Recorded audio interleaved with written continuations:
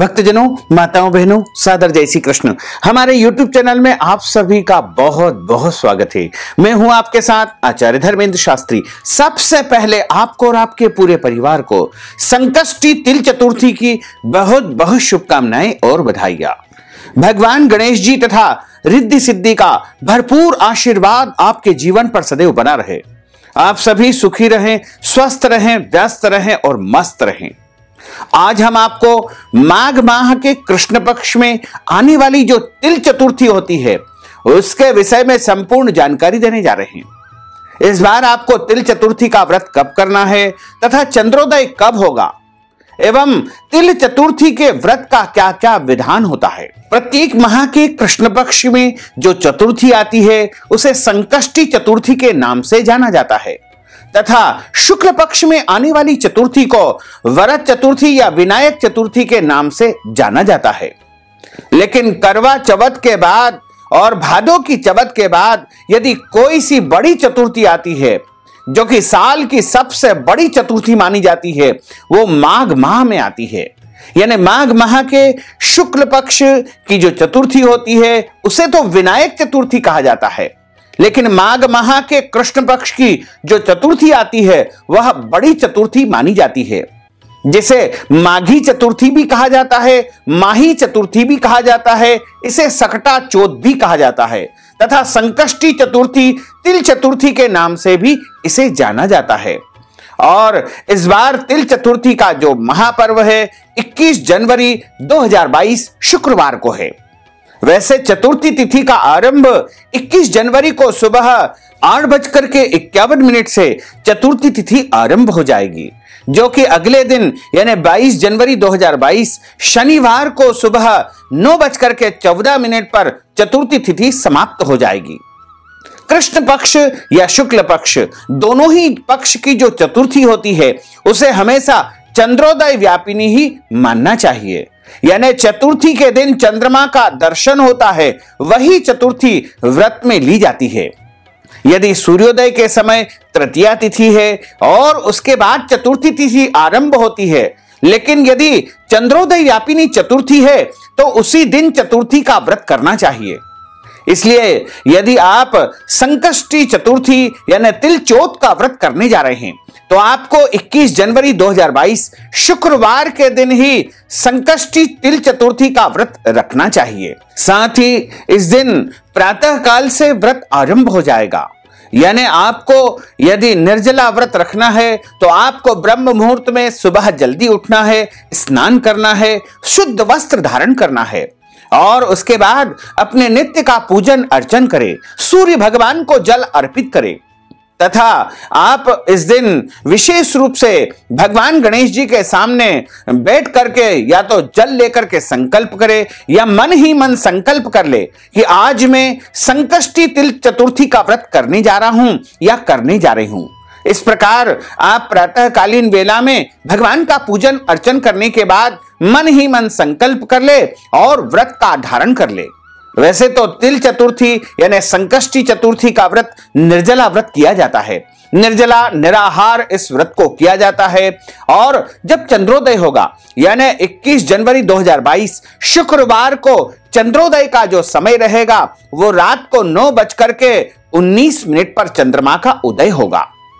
यानी प्रातः काल से लेकर के आपको चंद्रोदय तक इस व्रत को धारण करना है और उसके बाद भगवान का पूजन अर्चन करने के बाद व्रत खोल लेना चाहिए। संकष्टी माघी तिल चतुर्थी के दिन सभी भक्तजन, माताएं, बहनें सुख सौभाग्य और संतान की समृद्धि और सर्वत्र कल्याण की इच्छा से प्रेरित होकर के इस व्रत को धारण करते हैं। पद्म पुराण के अनुसार इस व्रत को स्वयं भगवान गणेश जी ने माता पार्वती को बताया था। वैसे तो प्रत्येक माह के कृष्ण पक्ष की चतुर्थी को संकष्टी गणेश चतुर्थी के नाम से जाना जाता है, लेकिन माघ मास की जो चतुर्थी होती है वो संकटा चौथ के नाम से जानी जाती है और यह बड़ी चतुर्थी के रूप में मानी जाती है। पद्म पुराण के अनुसार संकष्टी तिल चतुर्थी के दिन ही कार्तिकेय के साथ पृथ्वी की परिक्रमा लगाने की प्रतिस्पर्धा में भगवान गणेश जी ने अपने माता पिता यानी भगवान शंकर जी तथा माता पार्वती की 7 बार परिक्रमा की थी और इसके बाद ही उनको जो है प्रथम पूज्य का वरदान इसी दिन प्राप्त हुआ था। क्योंकि कार्तिक स्वामी पूरी पृथ्वी की परिक्रमा करने निकल चुके थे और भगवान गणेश जी ने माना कि मेरे माता पिता यानी भगवान भोलेनाथ तथा माता पार्वती ही संपूर्ण सृष्टि है, संपूर्ण ब्रह्मांड है और अपने माता पिता को ही उन्होंने सर्वस्व जान करके उनकी परिक्रमा कर ली थी। उसके बाद भगवान गणेश जी की बुद्धिमत्ता को श्रेष्ठ मान करके भोले बाबा ने उनको प्रथम पूज्य का वरदान इसी दिन प्रदान किया था। संकष्टी तिल चतुर्थी के दिन भालचंद्र भगवान गणेश जी की पूजा की जाती है। प्रातःकालीन नित्य कर्म से निवृत्त होकर के भगवान का 16 प्रकार से पूजन अर्चन करना चाहिए। षोडशोपचार पूजन जिसे कहा जाता है और षोडशोपचार का अर्थ होता है भगवान गणेश जी का पहले आवाहन किया जाता है। आवाहन का अर्थ होता है उनके ऊपर अक्षत चढ़ा करके उनका जो है आवाहन किया जाता है। उसके बाद भगवान गणेश जी को आसन पर बिठाया जाता है यानी अक्षत के आसन पर उनको स्थापित किया जाता है। उसके बाद भगवान गणेश जी को 4 बार जल चढ़ा करके यानी पाद्यो पाद्यम हस्त्यो अर्घ्यम पांव धुलाने के लिए, हाथ धुलाने के लिए, कुल्ला करने के लिए, स्नान करने के लिए 4 बार उनको जल अर्पित किया जाता है। उसके बाद भगवान गणेश जी को पंचामृत से स्नान करवाया जाता है। आप चाहें तो दूध, दही, शहद, शक्कर और घी इनसे अलग अलग भी भगवान गणेश जी को स्नान करवा सकते हैं। पंचामृत स्नान करवाने के बाद शुद्ध जल से स्नान कराएं, तीर्थोदक से यानी तीर्थ के जल से स्नान कराएं, गंगा जल, यमुना जल या फिर कोई भी पवित्र नदी के जल से उनको स्नान कराएं। उसके बाद चंदन के जल से प्रभु को स्नान कराएं। उसके बाद उनको जो है वस्त्र धारण कराएं, कलावा जिसे मौली या रक्षा सूत्र कहा जाता है। उसके बाद भगवान गणेश जी को जनेऊ का जोड़ा चढ़ाना चाहिए, चंदन उनको लगाना चाहिए, गंध उनको चढ़ाना चाहिए, कैसर का चंदन भी उनको आप लगा सकते हैं। उसके बाद चावल यानी अक्षत उनको चढ़ाएं। उसके पश्चात भगवान गणेश जी को फूल चढ़ाएं, लाल फूल या सफेद फूल भगवान गणेश जी को आप चढ़ा सकते हैं। गजाननम भूत गणादि सेवितम कपित्थ जम्बू फलचारु भक्षणम उमासुतम शोक विनाश कारकम नमामि विघ्नेश्वर पाद पंकजम। ओम गं गणपतये नमः। या फिर इस महामंत्र का उच्चारण करते हुए भगवान गणेश जी का स्मरण करते हुए उनको पुष्पादि समस्त वस्तुएं चढ़ाना चाहिए। पुष्प चढ़ाने के पश्चात भगवान गणेश जी को दूर्वा यानी धूप अर्पित करें। उसके बाद धूप तथा दीप उनको दिखाना चाहिए और इत्र उनको लगाना चाहिए और हाथ धो करके भगवान गणेश जी के सामने नैवेद्यम अर्पित करना चाहिए। तिल चतुर्थी के दिन भगवान गणेश जी को तिल और गुड़ से बने हुए लड्डू विशेष रूप से चढ़ाए जाते हैं। वैसे तो इस दिन भगवान गणेश जी को 10 लड्डू अर्पित किए जाते हैं और भगवान गणेश जी को लड्डू जब हम अर्पित करते हैं, भोग लगाते हैं, तो भोग के ऊपर दूर्वा अवश्य रखना चाहिए और भोग लगाने के बाद उस नैवेद्यम के आसपास जल घुमाना चाहिए। लेकिन ध्यान रखें, भगवान गणेश जी को तुलसी जी का पत्ता नहीं चढ़ाना चाहिए और भोग में भी तुलसी जी का पत्ता उपयोग नहीं करना चाहिए। उसके पश्चात भगवान गणेश जी को पान सुपारी या फिर पान का बीड़ा और लौंग, इलायची, पुंगी फल, तांबुल अर्पित करना चाहिए। उसके पश्चात भगवान गणेश जी को एक नारियल के ऊपर दक्षिणा रख करके अर्पित करना चाहिए। ऋतु फल, जो भी ऋतु के फल होते हैं, विशेष रूप से लाल फल या फिर अन्य कोई भी फल भगवान गणेश जी को आप चढ़ा सकते हैं। उसके बाद भगवान गणेश जी की आरती उतारे तथा संकष्टी गणेश चतुर्थी की कथा का श्रवण भी अवश्य करें।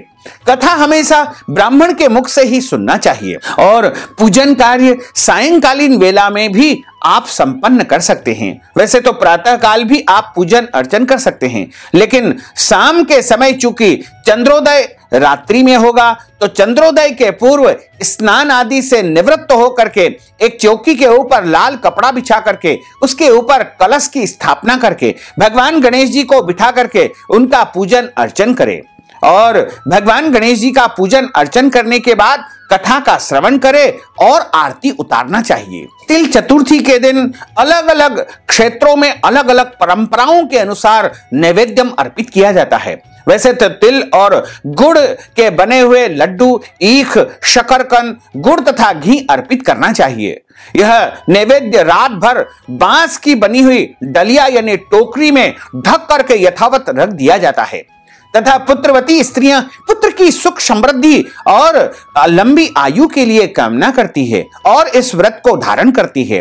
इस ढके हुए नैवेद्य को पुत्र ही खोलता है तथा भाई बंधुओं में बांटता है और धर्म ग्रंथों में लिखा हुआ है कि ऐसा करने से भाई बंधु में, परिवार में एकता और सामंजस्य तथा प्रेम स्थापित बना रहता है।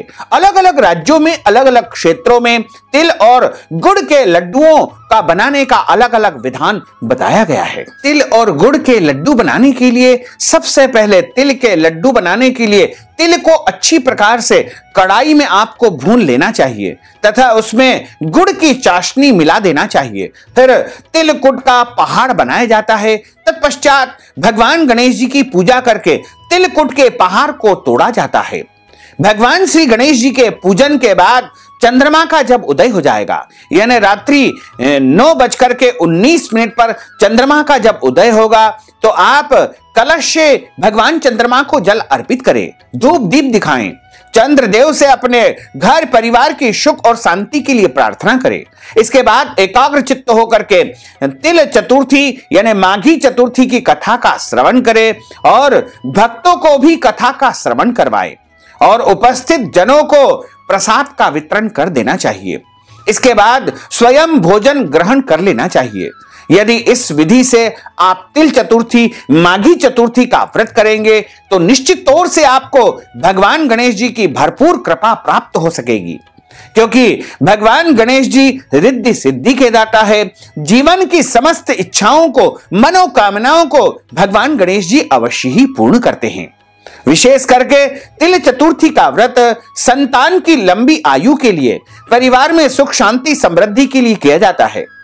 तो यदि आप इस विधि से व्रत करेंगे तो आपको यदि संतान प्राप्त नहीं हो पाई है तो आपको संतान प्राप्त हो जाएगी और यदि आपके घर में संतान है तो उसको लंबी आयु मिलेगी और घर परिवार में सुख शांति समृद्धि का आगमन हो सकेगा।